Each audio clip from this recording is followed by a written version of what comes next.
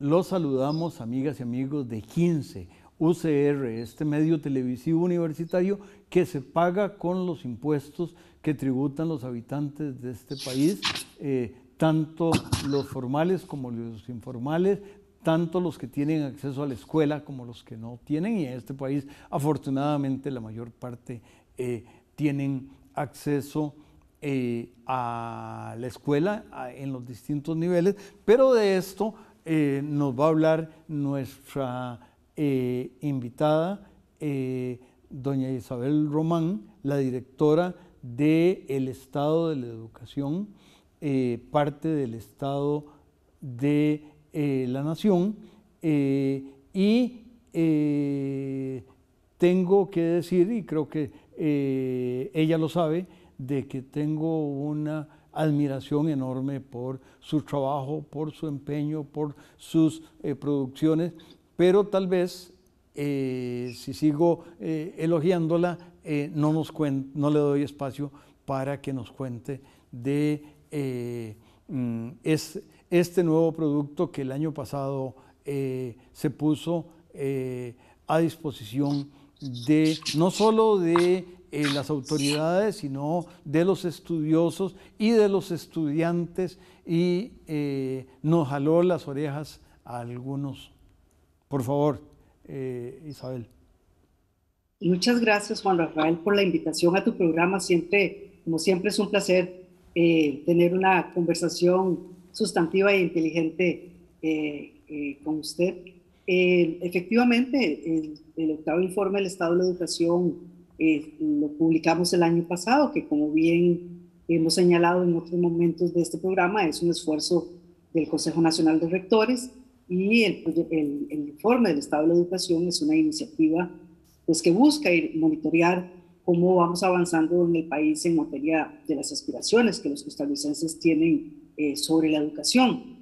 Y bueno, ya esta es la cuarta edición, después de ya casi 14 años de venir produciendo este informe de una manera sistemática y con una red de investigación que tiene sus bases en las universidades públicas del país. Y bueno, en este informe lamentablemente no hay muy buenas noticias para el país, pues porque bueno, el informe señala pues claramente que pues el sistema educativo costarricense pues atraviesa una grave crisis, quizás la peor crisis en varias décadas, Juan Rafael, y esta es una crisis que tenemos que atender con la mayor seriedad del caso, porque de no hacerlo, pues el país se va a quedar aún más rezagado respecto a otros países, especialmente pues, los países de la OECD, pues también pues, se van a profundizar muchas brechas que no queremos. Yo he dicho en otras ocasiones que el tema de la educación no es un tema menor para un país cuya principal pues, población es, cuya principal riqueza es su gente, y al contrario, es un asunto que está en la base de los problemas estructurales que el país tiene, como la pobreza, como el desempleo, como la desigualdad, que son todos problemas que preocupan a los costarricenses, el tema de la reactivación económica, de la inserción en la economía del siglo XXI.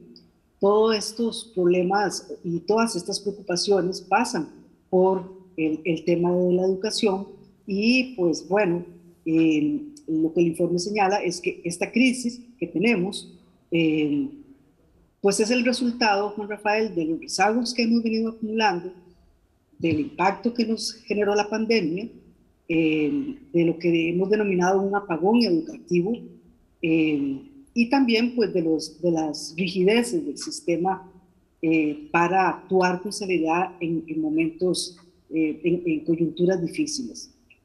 En el tema de los rezagos, aquí es importante pues recordar que hemos venido pues, acumulando rezagos en materia de coberturas. Si bien es cierto, hemos venido avanzando en el tema de la cobertura de la educación secundaria, todavía sigue siendo baja, apenas un 60% logra graduarse de la secundaria, de los estudiantes. También tenemos rezagos en primaria, solo un 8%, Juan Rafael, de nuestras escuelas imparte el currículum que el ministerio dice que deben recibir nuestros estudiantes, lo cual es bastante serio porque tenemos una educación primaria casi universal, pero seguimos sin darles el currículum completo.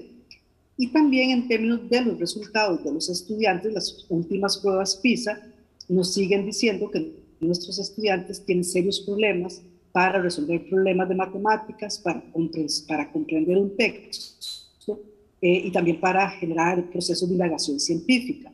Y bueno, obviamente hay otros problemas que no habíamos resuelto al momento de la pandemia, como el tema de la infraestructura, que es un viejo rezago histórico de allá de los años del siglo pasado, de los años 80, que seguimos arrastrando, que la pandemia pues, ha profundizado, y el tema de la conectividad, ¿verdad? Que es un problema que no estuvo resuelto, es una condición de los ambientes de aprendizaje muy importante que no estuvo listo al momento de la pandemia. A estos rezagos históricos, pues se suma el golpe de la pandemia, Juan Rafael, que como sabes bien, pues obligó al cierre de todo el sistema educativo costarricense, desde preescolar hasta la educación universitaria, y envió a más de 1.200.000 estudiantes a sus casas. La mala noticia es que se suponía que todos estaban en igualdad de condiciones para recibir esa educación remota, pero no era así, ¿verdad? Había un porcentaje muy importante de estudiantes que no tenían acceso a una buena conectividad, especialmente aquellos estudiantes más vulnerables.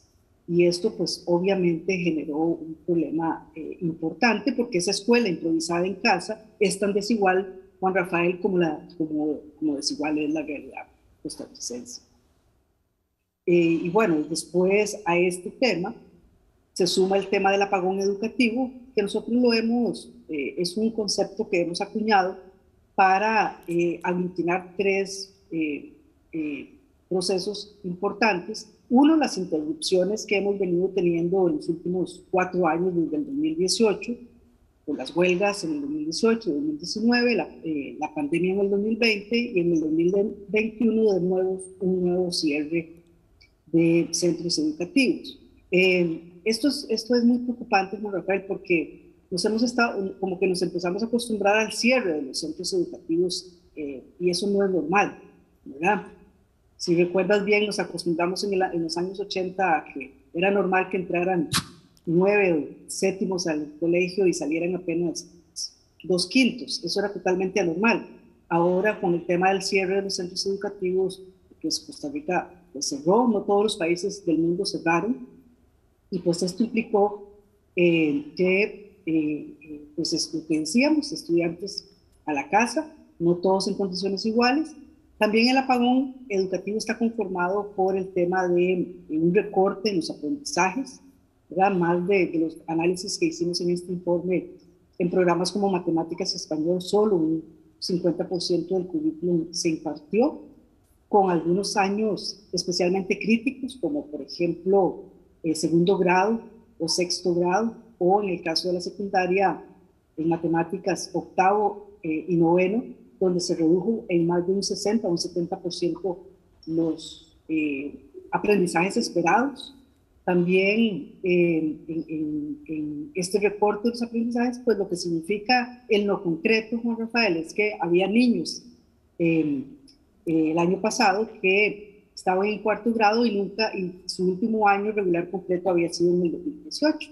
Y esto es muy serio porque hoy hay muchos niños que no saben leer, y esto puede incrementar lo que el Banco Mundial ha denominado la pobreza de los aprendizajes en los próximos años, que es un indicador que lo que mide o dice es, hace alusión a niños que a los 10 años no saben leer ni comprender un texto. Y bueno, un tercer componente del apagón, para cerrar, este concepto es el tema de la generación de una nueva forma de exclusión educativa que tiene que ver con ese porcentaje, Juan Rafael, de estudiantes que no lograron conectarse, ¿verdad? En el sistema preuniversitario. Estamos hablando de alrededor de un 40% de estudiantes. El Ministerio primero nos dijo que eran 500, luego 400. Lo cierto es que estamos hablando de alrededor de un 40% de estudiantes, especialmente los quintiles más bajos de ingreso, que no tuvieron una buena conectividad ni dispositivos suficientes. Y a todo esto pues se suma el tercer componente de la crisis, que son las rigideces institucionales de un sistema pues, que sigue con mucha lentitud respondiendo por lo grueso que es en términos burocráticos y también en una situación además complicada por la crisis fiscal, donde empieza a reducirse fuertemente la inversión en educación, una contracción ya del 8% en inversión en educación, en un momento en que se nos creció exponencialmente el número de estudiantes en condición de pobreza extrema. Pasó más de los cálculos entre el 20 y el 21 de unos 187.000 a más de 289.000 estudiantes en condición de pobreza extrema, y eso significa que si se reduce la inversión en educación, especialmente en los incentivos para estudiar, pues no vamos a tener pues, recursos para apoyar a esos estudiantes y retenerlos en el sistema. La nueva forma de exclusión educativa es una forma donde los estudiantes siguen inscritos en el sistema, pero no están aprendiendo o no están logrando efectivamente desarrollar su derecho a la educación como se debe. Hay un tema que podría plantearse como que los problemas estructurales de la educación que estaban ahí presentes, y ustedes en los 6 primeros informes lo mostraron con claridad, se juntaron con los coyunturales y estuvieron en la primaria las 2 coyunturas, el abandono de las aulas por razones laborales, digámoslo, para no usar la frase típica, a lo que se le suma la pandemia, que pudo, en el primer momento la pandemia pudo ser como la fiebre negra de la Edad Media, pero no fue, afortunadamente, y cuando se pensaba que alrededor de este momento iba a haber vacunas, en las primeras predicciones, cuando se empezó a hablar de vacunas, resulta que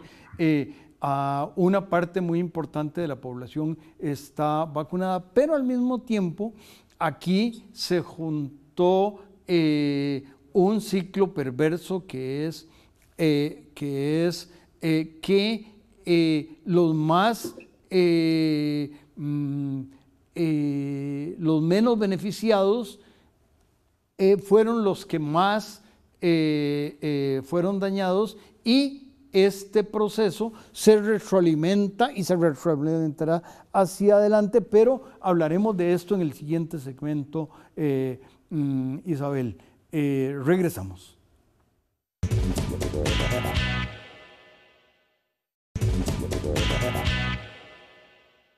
Regresamos, amigas y amigos, a escuchar y ojalá a invitar a las amigas y amigos a pensar, porque una de las cosas que los estudios y otros productos del Estado de la Nación, o de CONARE, como decía muy bien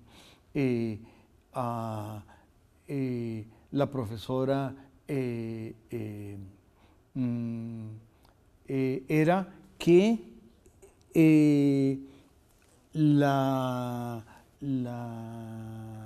el Estado de la Nación es un estado de efervescencia en pensamiento y en producción.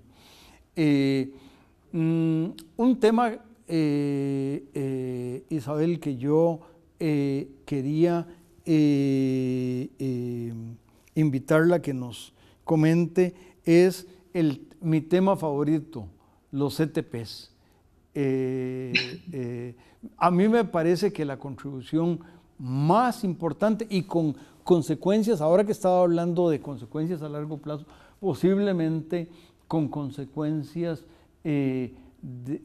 más significativas, pueden ser los CTPs, que es una respuesta creativa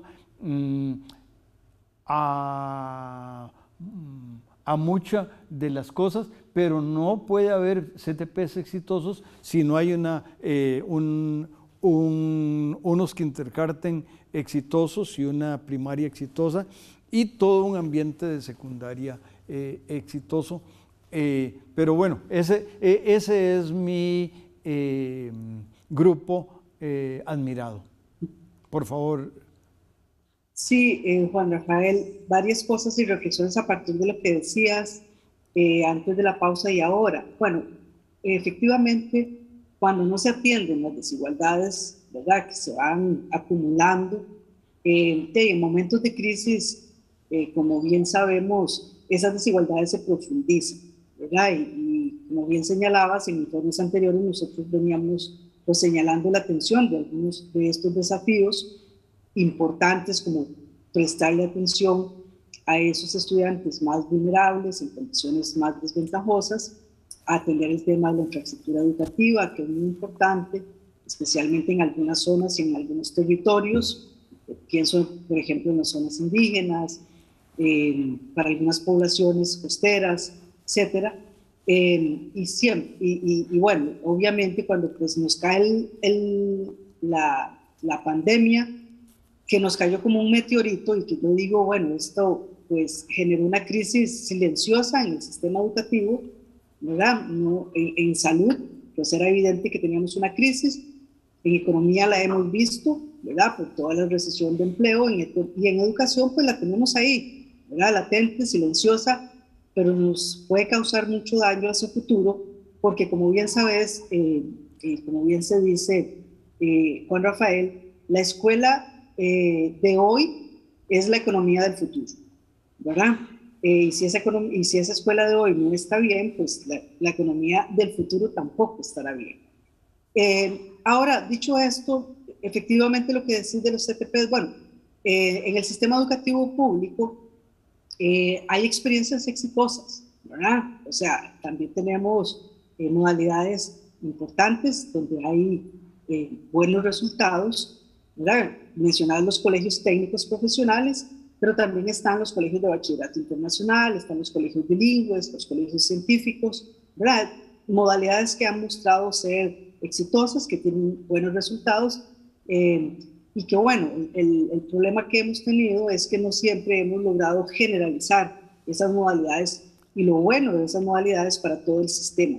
Y es parte de los desafíos que tenemos. En los próximos años no solamente vamos a tener el desafío de salir del apagón educativo y generar, como yo digo yo, encender las luces de nuestra educación, ¿verdad? Y para eso necesitamos que el próximo gobierno pues venga muy claro sobre las acciones que hay que hacer. No se vale improvisar, hemos dicho, ¿verdad? Y hay que definir acciones concretas para evitar interrupciones, para nivelar los aprendizajes de los estudiantes, para atender a esos estudiantes más afectados por el apagón. También necesitamos contar con ambientes de aprendizaje de alta calidad y ahí necesitamos atender los problemas de infraestructura no cubiertos, el tema de la conectividad.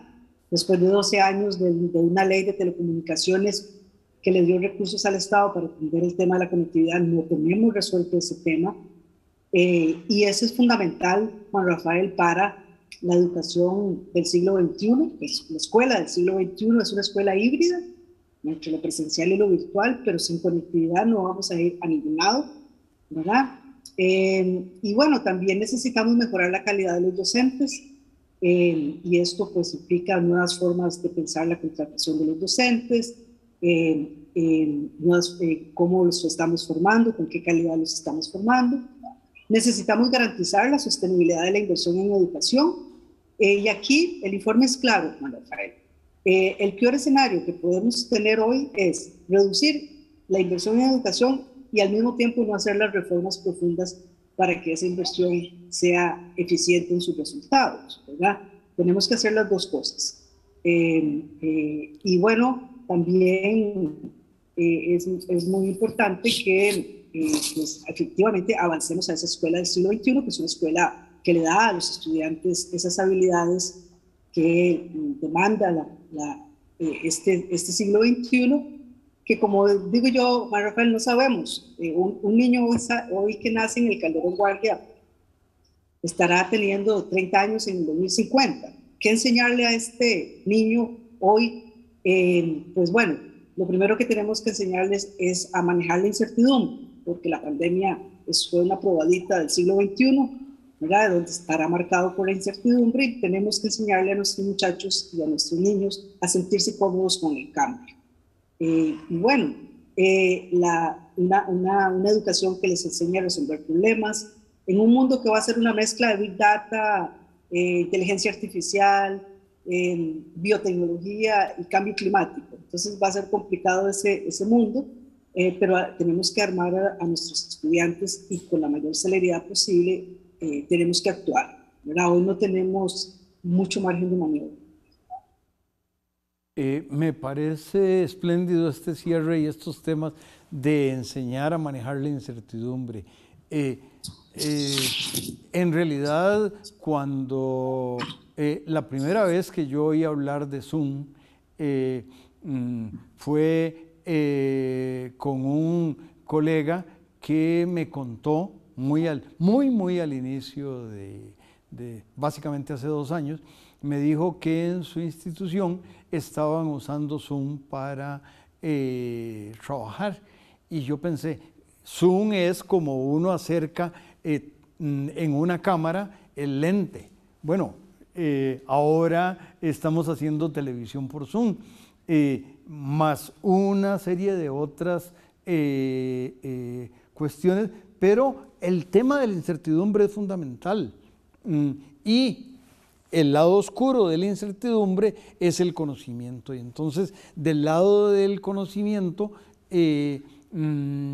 por ejemplo, ustedes hicieron, y a mí me encantó el trabajo de Catherine Mata, de Oviedo y de Juan Diego Trejos, sobre qué ocurría en las escuelas. Posiblemente estaba previsto desde que pensaste, pero toda la riqueza que había de lo que no sabíamos de la conectividad, de las casas, de los ingresos.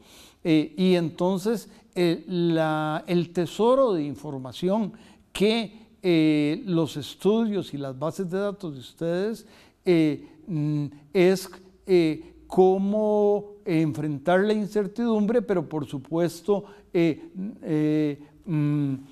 dos incertidumbres: era cuándo iba a haber vacunas, otra cuánto iba a durar la pandemia. Esta segunda todavía ni siquiera sabemos si después de Omicron viene otra. Sí, lo importante es generar evidencia, ¿verdad? La información que nos permita pues ir orientando la toma de decisiones, ¿verdad? Aquí, este estudio que señalas específicamente sobre el tema de hacinamiento tecnológico en los hogares, pues con la información disponible ha sido muy útil, ¿verdad? Para entender pues cuál era la situación que estaban viviendo muchos de los hogares, ¿verdad? Y esa es pues información que se pudo hacer con información disponible de la encuesta de hogares, ¿verdad? Y esto es muy importante porque al final la única forma, Juan Rafael, de enfrentar la incertidumbre es pues con información, con evidencia que nos permita navegar lo más firme posible en aguas bravas, ¿verdad? Y bueno, vos señalabas al principio del programa que en Europa, allá en el siglo XVII se dio, pues 16, 17, se dio la peste negra, ¿verdad? Pero después de la peste negra, pues vino el Renacimiento, ¿verdad? Vino el Renacimiento, y todo este análisis que hacemos hoy no es para hacer no es para el pesimismo, no es una oda al pesimismo, es una llamada a actuar, ¿verdad? Y a encender las luces. El Renacimiento lo que generó en Europa fue pues el avance y el fortalecimiento de las ciencias y del conocimiento científico, Y yo creo que pues esta pandemia pues, nos tiene que servir y igual generar un nuevo renacimiento de la educación costarricense, que como decíamos con Rafael al principio, pues es fundamental para una sociedad que lo principal que tiene como riqueza es su gente, ¿verdad? Ya se nos acabó el bono demográfico, así que realmente preocupémonos por nuestros niños, niñas y adolescentes. La portada del informe es una portada que pone el centro en los niños, porque pues ellos fueron, y los adolescentes que fueron los más afectados, pues ellos lo que están planteando es pues una atención de los adultos, y por eso es que el informe llama a que todos los sectores, en un gran acuerdo nacional donde todos los sectores asuman su compromiso con la educación, pues contribuyan a salir de esta crisis. No me cabe la menor duda que la sociedad costarricense lo puede hacer. En el siglo pasado, con menos recursos y menos condiciones, pudimos hacer grandes cosas, también en el siglo XIX, así que tampoco es que pues tenemos excusas. Gracias, entonces, una Isabel. llamada a actuar. Mi admiración para ti, para todo tu equipo y para el ambiente del Estado de la Nación donde estás. Y a las amigas y amigos los invitamos a quedarse con los espléndidos programas de 15 UCR. Muchas gracias y felicitaciones. Gracias por la invitación.